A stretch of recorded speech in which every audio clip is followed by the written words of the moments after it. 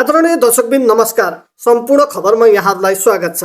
आज हामीसँग Nepal communist party माओवादीका पोलिट bureau सदस्य तथा सल्यान जिल्लाबाट सो पार्टीका प्रतिनिधि सभाका उम्मेदवार चन्द्रबहादुर खड्का उपस्थित हुनुहुन्छ। सर्वप्रथम यहाँलाई कार्यक्रममा स्वागत छ। धन्यवाद। तपाईको पार्टीले सल्यान जिल्लाबाट प्रतिनिधि सभा सदस्यका लागि तपाईलाई एकल सिफारिस गरेको छ।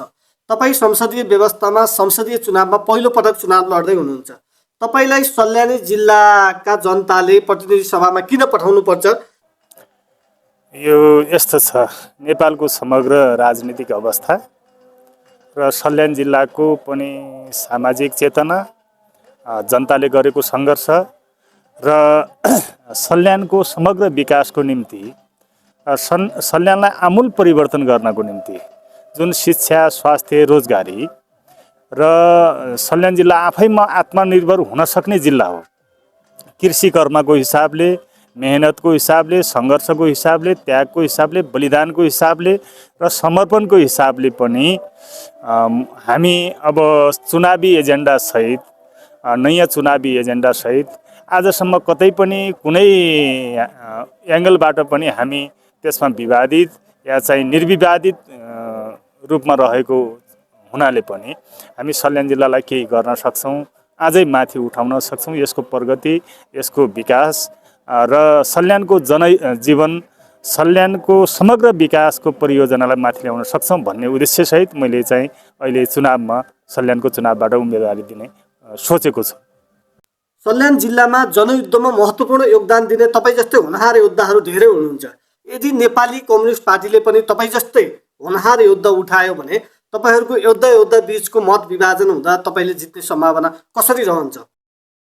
यो यस्तो छ, आज नेपालको समाजको विकास क्रमले या सामाजिक चेतनाले के भन्छ भने जनताहरू कुनै पार्टीको घेराभित्र रहिरहन्छन् भन्ने कुरा ग्यारेन्टी छैन। आज त्यो सामाजिक चरित्रहरूमा त्यो व्यक्त भएको छ। त्यसो हुँदाखेरि सल्यानका जनता पनि कुनै पार्टीको घेराभित्र या सङ्गठनको घेराभित्र या पार्टीका अनुशासनभित्र मात्रै रहेर जनताले मतदान गर्छन् भन्ने जरुरी छैन, त्यो गर्दैनन् पनि। जो उम्मेदवार सोच छविको छ, जसले सल्यानी जनताको भावनालाई बुझेको छ, जसले सल्यानको विकासलाई, प्रगतिलाई, उन्नतिलाई अगाडि लिएर जान सक्छ भन्ने सोच्छन्, त्यहाँ मतदान गर्छन्।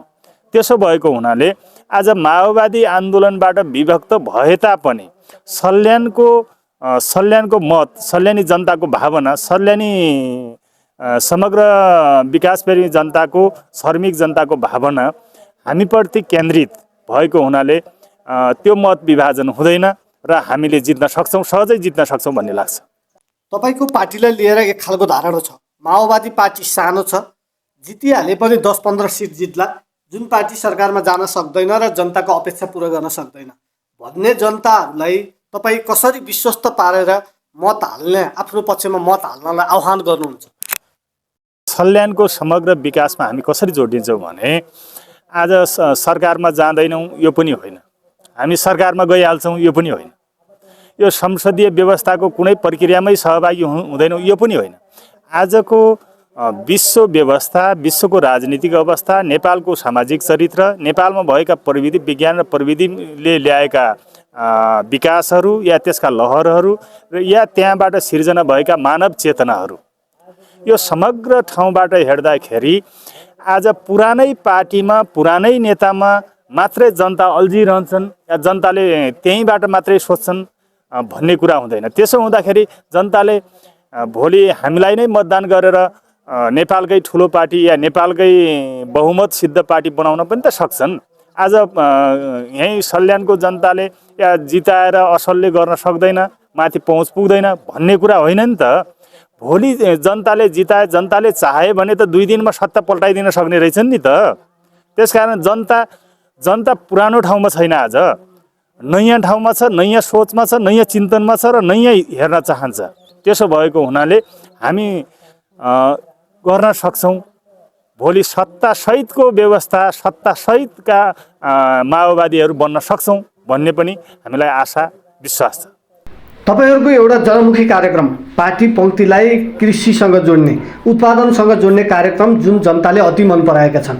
तपाईँहरूले ठाउँ ठाउँमा गरिरहेको यो कार्यक्रमको बारेमा जनतालाई कसरी बुझाउनुहुन्छ र आगामी दिनमा पार्टी पङ्क्ति र समग्र जनतालाई कृषि कर्मसँग जोडेर कृषिमा आत्मनिर्भर बनाउने योजना के छ, जुन योजनाबाट तपाईँलाई चाहिँ जनताले मत दिन विश्वास गर्छन्, त्यो खालको प्लान कसरी बुझाउनुहुन्छ जनता समक्ष? यस्तो छ, हामी कृषिमा निर्भर नेपालको अवस्था हो, नेपाली जनताको समग्र अवस्था। अहिले पनि गरिबीको रेखामुनि रहेको धेरै जनता नेपालको जनता छ। नेपालका युवाहरू विदेशमा गएर भौतारिनु परेको छ, अरूको देशको गुलाम गर्नु परेको छ। त्यही रेमिट्यान्सबाट आएको पैसाले नेपालका नेताहरू मोटाएका छन्, नेपालका नेताहरूले मस्ती गरेका छन्। विभिन्न ढङ्गले त्यसलाई एउटा दुनु गाईको रूपमा नेपालका नेताहरूले त्यसलाई प्रयोग गरे। हाम्रो प्रयोग हामीले नीतिहरू कसरी निर्माण गर्यौँ भने नेपाललाई कसरी आत्मनिर्भर गर्न सकिन्छ, नेपालका युवाहरूलाई कसरी रोजगारी दिन सकिन्छ, नेपाललाई आज जुन गरिबीको रेखामुनि छ, रेमिटेन्सबाट देश चल्नुपर्ने अवस्था सिर्जना भएको छ, आयातमुखी हाम्रो अर्थव्यवस्था छ र निर्यात गर्ने हाम्रो साधनहरू, सामग्रीहरू, उत्पादनहरू कमजोर बन्दै गएका छन्। यो अवस्थामा हामीले कसरी सोच्ने होला त भन्ने सोच्दै गर्दा हामीले नीतिहरूलाई कृषिमा निर्भर रहेर हामीले उत्पादनमा भाग लिएका छौँ। हामीले विगत केही वर्षदेखि हामीले देशव्यापी रूपमा उत्पादन गरिरहेका छौँ, कृषि गरिरहेका छौँ। हाम्रो आलु खेती, त्यसपछि धान खेती, तरकारी खेती, विभिन्न खालका अहिले हामीले उद्योग धन्दामा पनि हात हाल्दैछौँ। हामी उद्योग धन्दा, हाम्रै आफ्नै कल कारखानाहरू निर्माण किन गर्न नसक्ने? हामीले अरूको देशमा गएर धेरै काम गर्न सक्छौँ भने आफ्नो देशमा थोरै काम गरौँ न। अरूको देशमा 8 घण्टा गर्छौँ भने आफ्नो देशमा 4 घण्टा किन गर्न नसक्ने? हामी कार्यकर्ता जसले नीति निर्माण गरेका छौँ, हामी 12 घण्टा गर्न तयार छौँ। नेपाली युवाहरूले 4 घण्टा नेपालको माटोलाई, नेपालको धरतीलाई दिनु पर्यो भन्ने हाम्रो भनाइ छ। दोस्रो कुरा, हामीले सल्यानमा कसरी सोचेका छौँ त?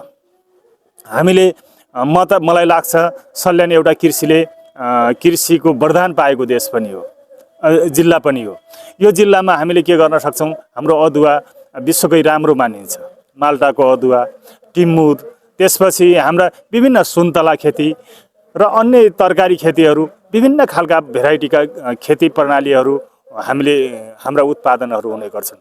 त्यसलाई बजारमा लिँदाखेरि बजारले भन्दा दलालले बिचमा यसलाई ओभरट्याक गरेर दलालले पैसा कमाउने, तर त्यो उत्पादन गर्ने किसानले पनि नपाउने, त्यहाँ माथि जाँदाखेरि व्यवसायीहरूले पनि नपाउने खालको जो स्थिति बनेको छ, प्रत्यक्ष बजारसम्म किसानको पहुँचलाई जोड्ने एउटा कार्यक्रम बनाउन जरुरी छ। दोस्रो कुरा के गर्न जरुरी छ भने हामीले हाम्रा उत्पादनलाई अलि आधुनिकीकरण गर्ने, विगतमा भएका हाम्रा पुरानो शैलीका उत्पादन प्रणाली छ, यसलाई आधुनिकीकरण गर्ने र नयाँ विधि, नयाँ प्रयोगहरूद्वारा राम्रो फसलहरू उत्पादन गर्नेतिर पनि हामीले सोच्नुपर्छ, हामीले भन्ने सोचेका छौँ। अर्को कुरा, हामीले सल्यान जिल्लाभरि अहिले माटो सुहाउँदो उत्पादन गर्ने, सबै ठाउँमा अदुवा खेती हुँदैन, सबै ठाउँमा आलु खेती हुँदैन, सबै ठाउँमा टिमुर हुँदैन, सबै ठाउँमा सुन्तला हुँदैन भने विभिन्न ठाउँमा माटो सुहाउँदो उत्पादन गर्ने। अहिले म भर्खर पनि आलु खेती गरेर फारुलामा आलु लगाएर आएँ होइन। भाषण गरेर मात्रै आज जनताले सुन्नेवाला छैन, भाषण धेरै सुनिसक्यो कि नेपाली जनताले, सल्यानी जनताले पनि धेरैका भाषण सुने, भाषणमा विश्वास गर्ने जनता छैन। त्यसकारण आफ्नो कर्मले उत्पादन गरेर आफ्नो जीविकोपार्जन गर्ने अवस्थामा या आत्मनिर्भर हुने अवस्थामा कसरी पुर्याउने होला? आत्मनिर्भरद्वारा समृद्धि खोज्ने। त्यसकारण समृद्ध सल्यानको परिकल्पनासहित हामीले विभिन्न ठाउँमा कम्युनहरू, उत्पादन केन्द्रहरू हामीले खडा गरेका छौँ र हामी आफै पनि जोतिएर काम गर्छौँ। मैले के भनेको छु भने यदि सल्यानी जनताले हामीलाई जिताउने हो, मलाई जिताउने हो भने सल्यानमा एकचोटि जोतिएर काम गर्ने, मरेर काम गर्ने, 24 घण्टामा 12 घण्टा जनताको लागि मात्रै काम गर्ने, सल्यानको लागि मात्रै गर्ने, सल्यानको माटोमा मात्रै काम गर्ने हामीले गर्ने सोच्नुपर्छ। हामीले यो सोच्न हुन्न कि जितेर गएर जनतालाई बिर्सिने पुरानो परम्परा छ, यो परम्परालाई तोड्नुपर्छ। जनतासँग हुने, जनतासँग रुन्ने, जनतासँग हाँस्ने, जनतासँग खेल्ने नेता चाहिएको छ। यहाँ जनतालाई बिर्सिएर भोट माग्दाखेरि, चुनाव आउँदाखेरि नमस्कार दिदी, नमस्कार बुवा, नमस्कार आमा भनेर जाने, त्यसकारण त्यो खालको प्रणाली हामीले सिर्जना गर्नुपर्नेछ, एउटा कुरा। दोस्रो, हामीले किन जित्छौँ? भन्दाखेरि मलाई किन लाग्छ भने हामीले जित्यौँ भने एउटा नयाँ गर्ने चाहन्छु। मलाई के लाग्छ भने म अरू जस्तो हुने चाहन्न।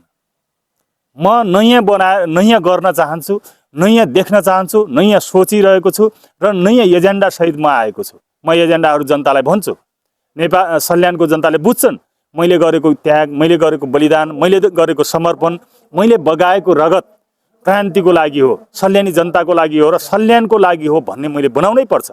त्यो भनेको के होइन भने अझै पनि हिंसा या आतङ्कको कुरा होइन। जनतालाई भोट माग्ने तपाईहरू एक बोतल रक्सीमा मासुमा नबिक्नुहोस्।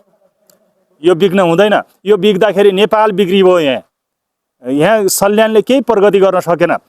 स्वतन्त्र ढङ्गले पैसा खानुहोस् तर चाहिँ भोट सही ठाउँमा सही मान्छेलाई, इमान्दार मान्छेलाई, सक्षम मान्छेलाई दिनुहोस्। तर आजसम्म के भयो भने असक्षमताको पराकाष्ठा सल्यानले बेहोर्नु परेको छ राजनीतिक नेतृत्वहरूबाट। त्यसो भएको हुनाले सक्षम मान्छेले नेतृत्व गर्न सक्यो भने यो सल्यान जिल्लालाई नयाँ ढङ्गले पुनर्गठन, पुनर्जीवन, पुनर्ताजगी, एउटा आत्मनिर्भर र समृद्ध सल्यान निर्माण गर्न सक्छन् भन्ने कुरा लाग्छ। अर्को यही राप्ती राजमार्ग हेर्नुहोस् कस्तो हालत छ। 43-44 सालमा खनिएको यो राजमार्गको हालत देख्दाखेरि यो सल्यान जिल्लामा नेता छन् कि छैनन् भन्ने लाग्छ। सल्यान जिल्लाका मान्छेहरूले, सल्यानका नेताहरूले, मलाई त यो पनि भन्न मन लाग्छ, हेर्नु सल्यानका नेताहरूले सल्यानमा घर बनाएर बस्नुहोस् न। काठमाडौँमा घर बनाएर सल्यानमा भविष्य छैन भनेर काठमाडौँमा छोराछोरी पढाएर सल्यानमा कुन नैतिकताले चाहिँ भोट माग्ने हो? सल्यानमा बस्नुहोस् तपाईहरू, सल्यानको जनतासँग बस्नुहोस्। सल्यानका जनताका छोराहरू कहाँ पढिरहेका छन् त्यहीँ पढाउनुहोस् हाम्रा छोराछोरी। होइन, नेता भनेपछि ठुलो घर बनाउनु पर्ने, ठुलो महल बनाउनु पर्ने, छोराछोरी ठुल्ठुला ठाउँमा पढाउनु पर्ने, ठुल्ठुला बोर्डिङहरूमा, निजी कलेजहरूमा पढाउनु पर्ने, यहाँको शिक्षा प्रणाली ध्वस्त बनाउनु पर्ने, सरकारी शिक्षा ध्वस्त हुने खालको स्थिति किन सिर्जना भएको छ? त्यसो भएको हुनाले सल्यानले खोजेको नेताको रूपमा सल्यानले पाउनुपर्छ। त्यसकारण हामी नयाँ ढङ्गले सोचिरहेका छौँ। समग्र प्रणालीमा नयाँ ढङ्गले सोचिरहेका छौँ। सल्यानको निर्माणमा हामीले नयाँ ढङ्गले सोचिरहेका छौँ। यहाँका बाटाघाटा, यहाँको जीवनस्तर, यहाँको स्वास्थ्य प्रणाली, यहाँको शिक्षा प्रणाली, शैक्षिक स्तर, यहाँको जेडिपी कस्तो छ, सल्यानको अवस्था कस्तो छ, मान्छेले जीवनशैली कस्तो बिताइरहेका छन्, त्यही जीवनशैलीमा बाँच्ने नेता चाहिएको छ। त्यो जीवनशैलीभन्दा माथि आफूलाई सुप्रिम ठान्ने नेताले अब सल्यानको नेतृत्व गर्न सक्दैन। त्यो गर्न हुँदैन। त्यो गल्ती अब सल्यानीहरूले दोहोऱ्याउँदैनन्, म विश्वस्त छु। संसदीय व्यवस्थामा तपाईहरू पहिलोचोटि चुनाव लड्दै हुनुहुन्छ। तपाईँको पार्टीको नाम र चुनाव चिन्ह मान्छेलाई अझै पनि बुझाउन गाह्रो छ। गाउँ गाउँमा पुगेर तपाईँको पार्टीको चिन्ह मतदातालाई चिनाएर त्यो चिन्हमा भोट हाल्नलाई कसरी विश्वस्त बनाउनुहुन्छ? हाम्रो सल्यानी जनतालाई हो हामी नयाँ पार्टी हो। पार्टीको हिसाबले त हामी पुरानै भयौँ। यो दर्ता प्रक्रियाबाट नयाँ भएका छौँ। माओवादी पार्टी हाम्रो 52 सालमा 51 सालमा गठन भएको पार्टी हो। यो पार्टी कैयौँ छोडेर गइसक्यो। प्रचण्ड कामरेडहरू पनि यो पार्टी छोडेर गइसक्नुभयो। धेरै कामरेडहरू जानुभएको छ। उहाँहरूलाई फिर्ता हुनुहोस् भन्छु पहिला त। दोस्रो कुरा, माओवादी आन्दोलनले उठाएका एजेन्डाहरू सहित हामी आएका छौँ। हामीले गठन हुँदाखेरि अहिले चाहिँ दर्ता भएको हुनाले धेरैलाई कन्फ्युजन पनि छ। उहाँहरूको चिन्ह के हो? असल छेत्री उठ्या छ रे भन्ने त होला, तर चाहिँ चिन्ह के हो? हाम्रो चिन्ह गोलाकारभित्र छ एउटा फुल, सुन्दर फुल, गुलाबको फुल हामीले लिएर आएका छौँ। गुलाबको फुलमा जनताले भोट हाल्नुपर्छ। यो गुलाबको पनि आफ्नै महत्त्व, आफ्नै चरित्र, आफ्नै विशेषता, आफ्नै व्याख्या पनि छ। गुलाब एउटा प्रेमको प्रतीक पनि हो। यो कलरको हिसाबले रातो कलर लिएको हुनाले रातो कलर त छापमा हुँदैन।